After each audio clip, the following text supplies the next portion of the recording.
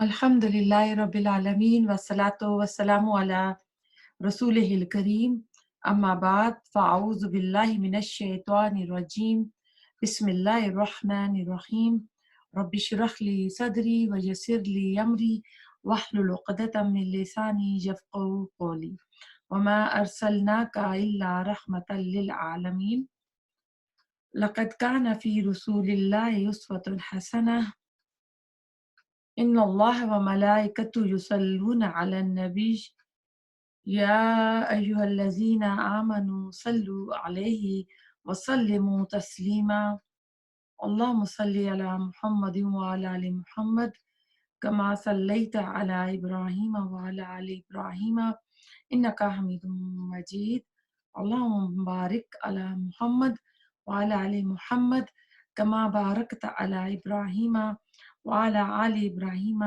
इन्नका हमीदुम मजीद। सीरतुर रसूल सल्लल्लाहु अलैहि वसल्लम की आज क्लास नंबर 27 शुरू हो रही है। पिछली क्लास हमारी ख़त्म हुई थी अज़ान के ऊपर और बाजमात नमाज के ऊपर, और आज के मुसलमान क्या कर रहे हैं। ऐसा है कि मदीना के जो मुशरिकीन थे, मैंने आपको बताया था उनके लिए ये मैं लफ्ज़ इस्तेमाल करूँगी, आप समझ गए होंगे।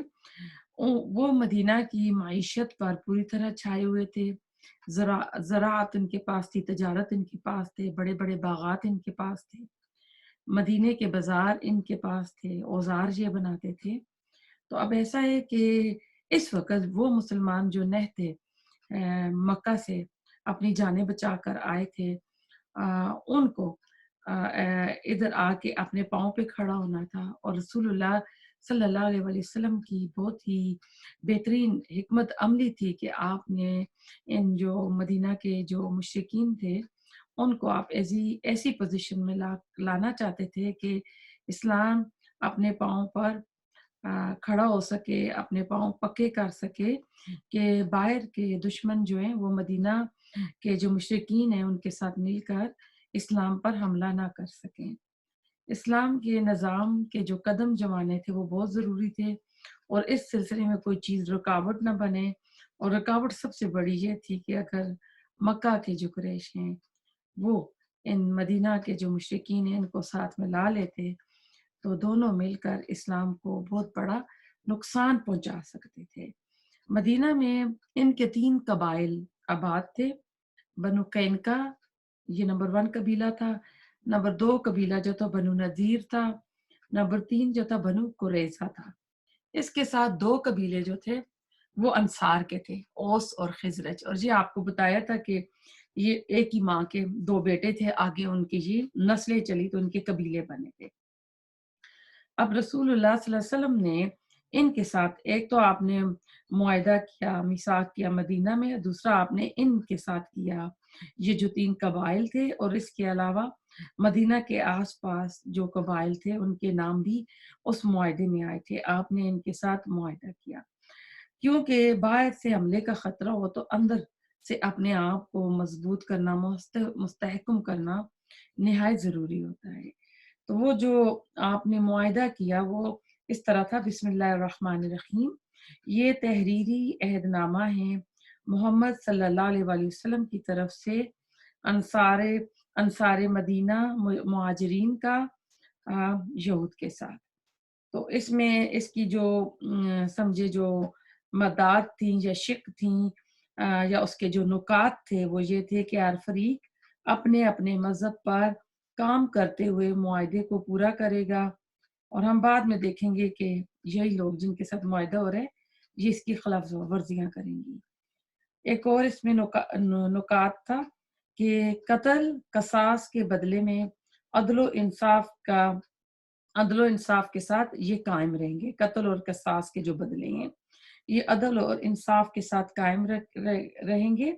हर जमात को अदल के साथ फिदिया देना होगा, यानी जिस ग्रोह का कैदी होगा वो फिदिया देगा, क्योंकि कबायली जिंदगी में लड़ाई जंगो जदल तो लगे रहते थे। फिर अगर इनके बंदे कैदी हो जाते थे तो उन कैदियों को फिदिया देकर छुड़ाना होता था, तो हर कबीला अपने कैदी का फिदिया देगा।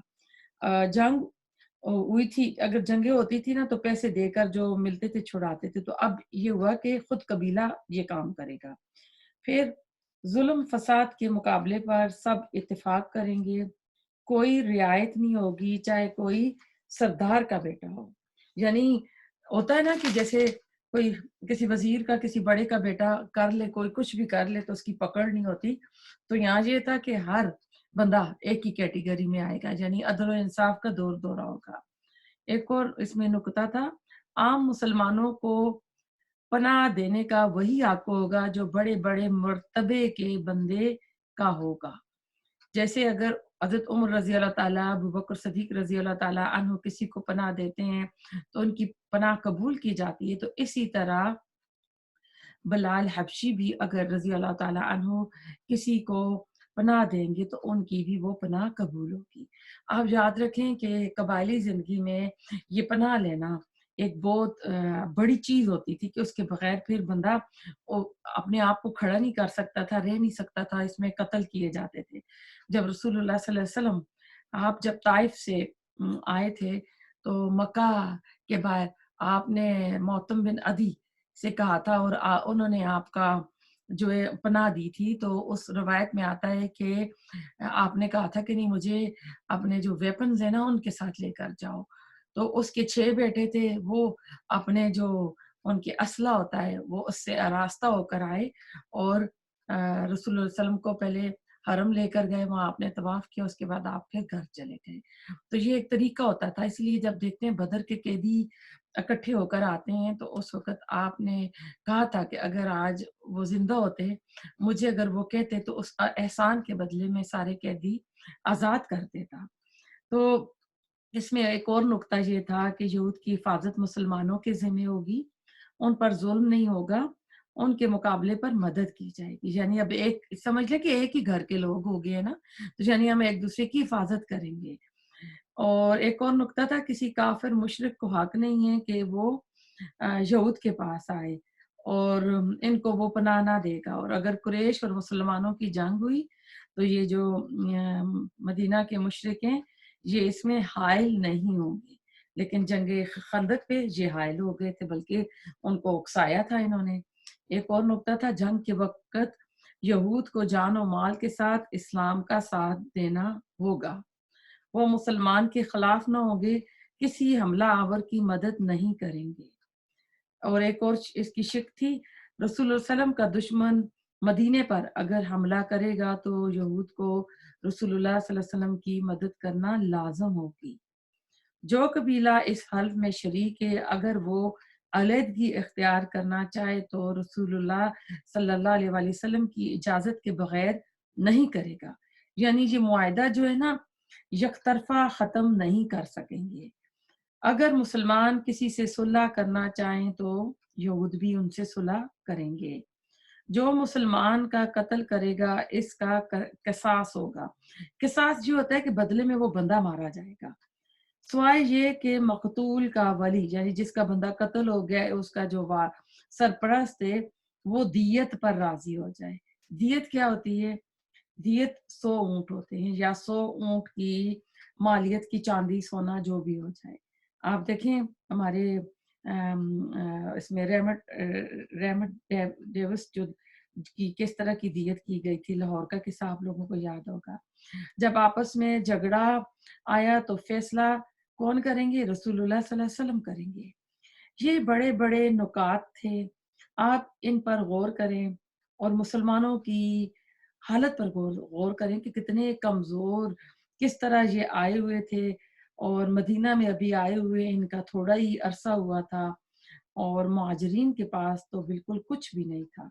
और जो मदीना के अंसार थे, उन वो भी अभी-अभी नए-नए इस्लाम कबूल कर रहे थे और मुहाजिरीन जो थे मक्का से 2 हाथ, 2 पाँव लेकर आए थे।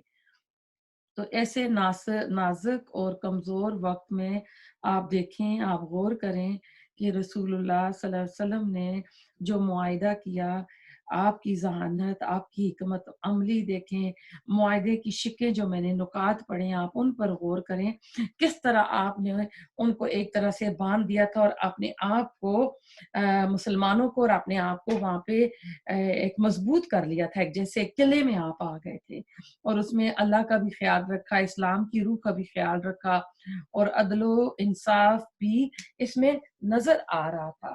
اس قرارداد کے ذریعے مدینہ کے سارے لوگ جو تھے، مسلمان، مشرکین اور یہود، ایک ہی وحدت کی لڑی میں پرو دیے گئے، اور مدینہ اور اس کے آس پاس کے جتنے بھی قبائل تھے ان کو ملا کر ایک آزاد خود مختار حکومت قائم ہو گئی، جس میں مسلمانوں کا کلمہ نافذ تھا اور جس کے سربراہ محمد رسول اللہ صلی اللہ علیہ وسلم تھے۔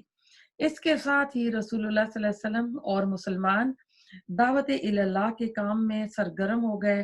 چنانچہ آپ صلی اللہ علیہ وآلہ وسلم مسلمانوں اور غیر مسلموں کی مجلس میں تشریف لے جاتے، ان کے سامنے کلام اللہ کی آیات تلاوت فرماتے، اللہ کی طرف بلاتے، اور جو ایمان لاتا اس کا تزکیہ فرماتے اور اسے کتاب اور حکمت سکھاتے۔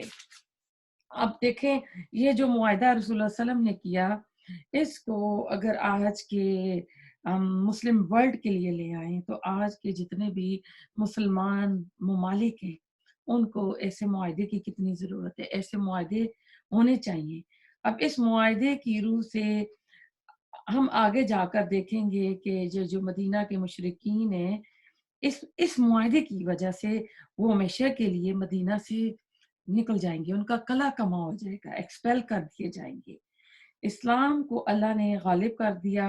آج مسلمان حکمرانوں کے دلوں میں اللہ اور رسول کا مقام نہیں ہوتا، اسلام کی قدر و منزلت نہیں ہے، علم نہیں ہے، شریعت کیا کہتی ہے، قرآن کیا کہتا ہے، نہیں پتا، محتاجی اور ذلت والے معاہدے کرتے ہیں، اور دنیا ڈراتی بھی ہے کہ آپ کو گرے لسٹ میں ڈال دیں گے، خوف کی تلوار لٹکی ہوئی ہے، اپنے بندے جیل میں ڈالے جاتے ہیں اور اوپر غیروں کی تلواریں جو ہیں لٹکی ہوئی ہیں۔ تو ایسا ہے کہ رسول اللہ صلی اللہ علیہ وسلم جب مکہ میں تھے تو آپ نے انصار مدینہ کے ساتھ جب وہ حج کے عمرے کے موقع پہ آتے تھے تو آپ جو ہے منا کی گھاٹی میں عمرے حج کے موقع پر آپ نے بیعت کی تھی، بیعت عقبہ۔ تو بیعت عقبہ کے اندر تھا کہ انہوں نے آپ سے ایک معلم، ایک مدرس، ایک ٹیچر مانگا تھا، تو جو مدینہ جا کر اسلام کی تبلیغ کرے اور جو مسلمان ہو چکے ہیں انہیں تعلیم دے۔ تو وہ جو صحابی گئے تھے، فرسٹ ایمبیسڈر جو مدینہ کو گئے تھے، مصعب بن عمیر گئے تھے، جس کو مکے کا شہزادہ بھی کہا جاتا ہے۔ جب وہ مدینہ گئے تو اسد بن درارہ نے مصعب بن عمیر کی میزبانی کی تھی۔ اسد بن درارہ جو ہیں ان کا انتقال ہجرت کے پہلے سال ہو جاتا ہے۔ ابھی ہم جو ہجرت کا پہلا سال ہے نا اس کو آج ختم کریں گے، تو اب اس سال میں اب کیا کیا ہو رہا ہے۔ تو اس میں اسد بن درارہ جنہوں نے مصعب بن عمیر کے ہوسٹ تھے وہ فوت ہو جاتے ہیں۔ یہ بنو نجار کے قبیلے سے تھے جو رسول اللہ صلی اللہ علیہ وسلم کے دادا کا ننیال تھا۔ آپ شروع کی کلاسز کا چلے جائیں تو اس سے آپ کو یاد آ جائے گا، شیبہ جو تھا ان کا ننیال تھا۔ ان کو آپ نے نقیب بھی مقرر کیا تھا، آپ نے 12 نقیب مقرر کیے تھے نا، ان میں سے ایک یہ تھا۔ 74 لوگ آئے تھے اور 12 نقیب آپ نے اس وقت مقرر کیے تھے بیعت عقبہ میں۔ اسد بن درارہ کے بعد آپ کے پاس آنے کا کوئی اور، اسد بن درارہ کے بعد ان کے قبیلے کے لوگ آئے کہ ہمارے اوپر کوئی اور نقیب آپ مقرر کر رہے ہیں، تو آپ صلی اللہ علیہ وسلم نے فرمایا تم لوگ میرے ماموں کے قبیلے سے ہو، تمہارا نقیب میں ہوں۔ اس پر وہ بہت خوش ہوئے اور اس کو انہوں نے اپنے لیے بہت بڑا فضل اور بہت بڑا شرف سمجھا کہ جو بڑی عزت کی بات ہے کہ آپ ان کے نقیب مقرر ہوئے اور آپ صلی اللہ علیہ وسلم نے یہ قرابت داری کا لحاظ کیا تھا۔ تو اب ایسا ہے آپ یاد کریں جب اونٹنی آئی تھی اور صلی اللہ علیہ وسلم کی اونٹنی، تو آپ صلی اللہ علیہ وسلم نے کہا تھا کہ اونٹنی کو چھوڑ دو، یہ اللہ کے حکم سے جہاں بیٹھے گی ادھر میں رکوں گا، اور رسول اللہ علیہ وسلم کے دل میں تمنا تھی کہ یہ اونٹنی بنو نجار کے یہاں ٹھہرے، کیونکہ وہ آپ کا ننیال تھا۔ اب ایسا ہے کہ اسی سال یعنی ہجرت کے پہلے سال مکہ کے دو مشہور سردار جو رسول اللہ صلی اللہ علیہ وسلم کو مسلسل تکلیف دینے کا باعث بنے رہے، ان کا بھی انتقال ہو جاتا ہے۔ یہ ایک تو ولید بن مغیرہ تھے، آپ نے ان کو پہچان لیا ہوگا، اور دوسرے آس بن وائل تھے۔ یہ دو لوگ پوری 13 سالہ مکی زندگی میں جن 10 لوگوں نے سب سے زیادہ رسول اللہ صلی اللہ علیہ وسلم کی تکلیف دی، یہ دو حضرات بھی انہی 10 لوگوں میں سے تھے۔ ان دونوں کے بیٹے جو تھے نا وہ مسلمان ہو گئے تھے۔ بڑی دیکھیں حیرت کی بات ہے، اور اللہ اکبر کہنے کی یہ کہ جو باپ تھے انہوں نے نبی کو اتنا ستایا، تنگ کیا، لیکن ان کے بیٹے جو تھے، ایک تو جو ہے مصر کو فتح کرنے والے ہیں، فاتح مصر عمر ابن العاص، حدیث میں بھی ان کے نام آتے ہیں، اور دوسرے فاتح شام، سیریا کو کنکرٹ کرنے والے خالد بن ولید، یہ عمر فاروق کے دور میں ہوا تھا۔ اور خالد بن ولید کون ہے؟ کمانڈو آف صحابہ اکرام تھے۔ رسول اللہ صلی اللہ علیہ وسلم کی نبوت کا، تربیت کا یہ معجزہ تھا کہ اتنے بڑے جو دین کے دشمنان تھے ان کے بیٹے براہ راست، اب دیکھیں بیٹے اسلام لا رہے ہیں، کوئی پوتے پڑ پوتے نہیں لا رہی ہیں ان کے، تو یعنی ڈائریکٹ ان کی جو اگلی نسل ہے وہ آ گئی ہے۔ تو آپ دیکھیں کہ باپ کی تربیت میں یہ بڑے ہوئے تھے، اور اپنے باپ کی تربیت میں ان بیٹوں نے اپنے گھروں میں اپنے باپوں کی وہ کرتوت، اور جس طرح وہ رسول اللہ علیہ وسلم کو تکلیفیں پہنچاتے تھے اور گھر میں جو باتیں کرتے ہوں گے، ظاہر یہ بیٹے وہ بھی تو سن رہے تھے نا، تو فتنے فساد کو بھی اپنی آنکھوں سے دیکھنے والے تھے یہ، اور اسلام کے اتنے بڑے یہ سپاہی اور کمانڈو بنے۔ ابو جہل کے بیٹے جو ہیں اکرمہ ابن ابی جہل، جب فتح مکہ ہوگا تو آپ دیکھیں گے اس وقت یہ مسلمان ہوتے ہیں۔ پھر ایک اور آپ کے جو دشمن تھے امیہ بن خلف، ان کے بیٹے سفیان ابن امیہ، یہ بھی مسلمان ہو جاتے ہیں۔ تو ایک ایک فرد ایسا تھا کہ ان کی اپنی قسمت میں اسلام کی نعمت نہیں تھی، بڑے بدقسمت لوگ تھے یہ۔ براہ راست نبی ان کی خاندان میں، ان کے قبیلے سے آیا، ان کی پاس تھا، آپ قرآن کی آیات پڑھ رہے تھے، لیکن ان کے نصیب میں یہ نعمت نہیں تھی، لیکن ان کی جو اگلی نسل تھی اس میں اسلام آ گیا، اور بڑی بڑی جنگوں میں قیادت کرنے والے یہ لوگ تھے۔ اگر ان کے والد مسلمان ہوتے تو آپ سوچیں کتنا بڑا صدقہ جاریہ ہوتا ہے ان کا جنت میں، کتنے اعلیٰ ان کو اللہ تعالیٰ مقامات سے نوازتا۔ پھر اسی طرح جو حضرت ہند تھی، یہ ابو سفیان رضی اللہ تعالیٰ عنہ کی بیوی تھی۔ ابو سفیان بھی فتح مکہ کے وقت مسلمان ہوتے ہیں۔ ہر بار جو ہیں یہ آ رہے ہیں مکہ سے مدینہ جنگیں کرنے کے لیے۔ اور خالد بن ولید کے لیے تھوڑی بات کر لیں کہ خالد بن ولید نے کوئی جنگ نہیں ہاری تھی۔ آپ دیکھیں گے کہ جب بدر کے بعد ہم غزوہ احد پڑھیں گے تو احد کی لڑائی میں یہ مشرکین مکہ کی طرف سے آتے ہیں لڑنے کے لیے، لیکن وہ جنگ بھی یہ جیت جاتے ہیں۔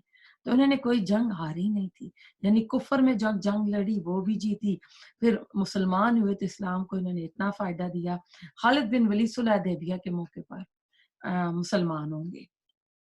اب بات ہند کی ہو رہی تھی، ابو سفیان رضی اللہ تعالیٰ عنہ کی بیوی تھی، تو اس نے بھی بہت تنگ کیا تھا، لیکن آخر میں وہ بھی مسلمان ہو گئے تھے۔ یہ امیر معاویہ رضی اللہ تعالیٰ عنہ کی والدہ ہیں، اور حبیبہ جو رسول اللہ علیہ وسلم کی زوجہ تھیں، جو کہ اپنے ہسبینڈ کے ساتھ حبشہ چلی گئی تھی ہجرت کر کے۔ جب وہاں گئی تو ان کے جو شوہر تھے وہ مرتد ہو گئے تھے، وہ اسلام سے ہٹ گئے تھے۔ تو پھر جو نجاشی بادشاہ تھا انہوں نے نکاح حبیبہ کا رسول اللہ علیہ وسلم سے کروا دیا تھا، اور حبیبہ پھر آتی ہیں جب خیبر فتح ہوتا ہے تو اس وقت پھر یہ آتی ہیں۔ تو حضرت حمزہ کا کلیجہ چبانے والے مختلف اقوال آتے ہیں اس میں، یہ اب جب ہم پڑھیں گے نا غزوہ احد تو اس میں اس کو ڈیٹیل سے ہم پڑھیں گے۔ تو اب اس سال ہم دیکھتے ہیں کہ اور کیا کیا کام ہوئے، تو اسی سال حضرت عائشہ کی رخصتی ہوتی ہے۔ نکاح مکہ میں ہو چکا تھا، اس وقت حضرت عائشہ کی عمر بہت سارے سیرت نگاروں کے مطابق 6 سال تھی۔ رخصتی کے وقت 9 سال تھی۔ اس میں جو مورخین ہیں، تاریخ لکھنے والے اور جو سیرت نگار ہیں، وہ کچھ کہتے ہیں کہ 18 سال کی تھی اور کچھ یعنی 12 سال کا بھی کہتے ہیں۔ تو ایسا ہے کہ واللہ عالم، ایسا ہے کہ اسی سال مشہور واقعہ بئر روما جو کنواں عثمان غنی رضی اللہ تعالیٰ عنہ نے خرید کر مسلمانوں کے لیے وقف کیا تھا، آپ نے وہ خریدا۔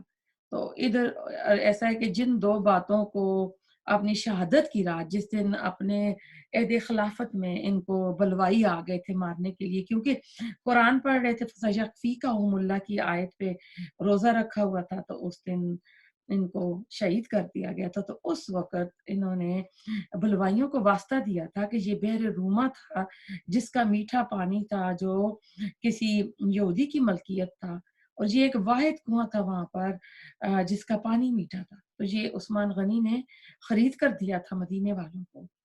تو اس یہودی نے وہ کنواں جو تھا نا بہت مہنگا بیچا تھا۔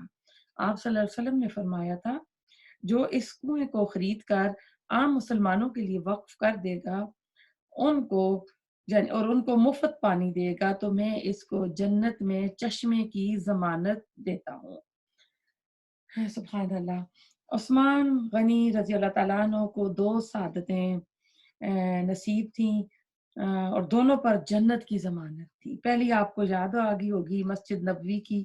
ایک تو یہ چشمہ جو ایک کنواں خرید کر دیتا، تو چشمے کی آپ کو یعنی بشارت دی گئی۔